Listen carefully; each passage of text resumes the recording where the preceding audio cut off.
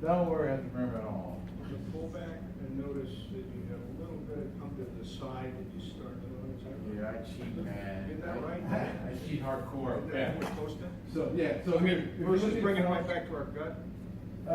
I'll show Or you. does it matter? No, because we're about to do it now, so I'll show you.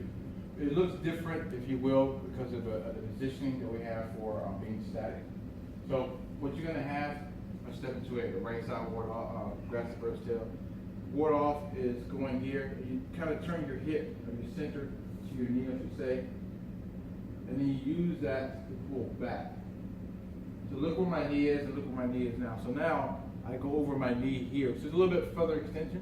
So when I press, I turn, I press, I draw in, my hands stay away from my body, I push down. There's a slight, you see that tug over here to my left because this is my supporting leg, all right?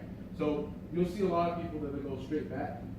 If you push somebody straight back, they're gonna go over their leg. So it's like a little tuck in.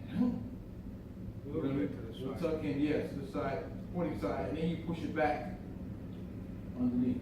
So look at the hands, they're kind of like going like this. So you're keeping your hands centered, but you're moving your center a little bit to that That's supporting correct. leg. And what my natural thing, also, this also has that natural extension as well, getting very technical with it, right? Because this is my right side, I can have more of a focus here and let this follow up afterwards with the dropping of the leg, if you will. If you want to do the, all right, really quickly, grasp the bird's tail, what you guys are seeing, it's from a game form. If you want to call it the methodology about it, myth about the posture, if you will, or tale that's told about it, is that it's like a falconry thing. A bird is perched on an arm, all right? And every time it tries to launch off, the guy will relax his arm, so eventually he just pressed out and then let it go. So every time we try to take off, he'll relax his arm. So it's trying to teach about knowing, Matt, come right for a second, if you don't mind. So Matt, push really strong, push, push, push, push, push. So using this as a measurement to get actually the better leverage of what Matt's doing. So every time I fold, he can push, and it makes nothing for me, because if I try to fight it, he's gonna have something of support. But when he pushes in and I let go of it, his body is like, oh, whoa. So the bird, when it wants to take off, there's nothing there, it's still trying to find that substance. He was still trying to find that substance. Where can I push on something? And yet I'm still coming around another direction to add on to what he's already doing. So the concept behind it is the principle that you have something there and you're just constantly taking away his balance, his level of support. All right. Eventually you're going to let it go on its way, if you will. So the action is meant to be, you're doing the yin and yang of things, right? There's something solid, you take it away, you press, you take it away, you bring it back again. Adding on to that, you have the backwards and forward actions. I'll explain this all here in just a second, so because we're about to do it. You have the backwards and forward actions. You also have the left and right turning action. All right. So within Tai Chi, no matter what form of Tai Chi it is, no matter what family style is, 13 things that make up Tai Chi. We're doing part of it right now. Part of it is the ward off. We call uprooting, take somebody off their balance, draw in, roll back, press, compression, squeezing, if you will, also a focus attack, some people call it double pump. And then you also have push.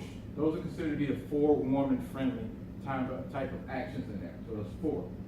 Then you have within that, you can use the elbow, shoulder, split, which is basically, say for us, pushing up on the elbow and pushing down on the wrist, like a lock. That's called splits. And then pluck. Pluck is like a heavy tug. They call it like a whip-like action. So that's 4 code energies. So it makes up 8 things. The rest of Tai Chi is central equilibrium, left, right, forward, and back, which is the 5 directions. So if you look up Tai Chi anywhere, you hear 13 postures, those are those things. So what you're learning right now is learning ward off, roll back, press, and then push. But within those things, those 4 things, it's everywhere in every form, moment that you're learning, even in brushing and push. This is like a roll back. This is like a push, okay? It can be turned into a split if you're pulling the hand here and you're pushing on the elbow, but it's all the actions, all the principles from those can be done in different postures. That's what the form movements are. Somebody's vision of like, okay, well, I want to use ward off like this. I want to use roll back this way. So you're getting a vision of how they want to employ the principles and the concepts based on their own knowledge and attributes. What I'm showing you are the principles, getting you how to move, what's the right range of motion, and I'm using these kind of form movements as a guide or a basis to kind of forward from, all right? That's a very good question, I know it's long-winded. So now we can get to action, you guys have a nice good break.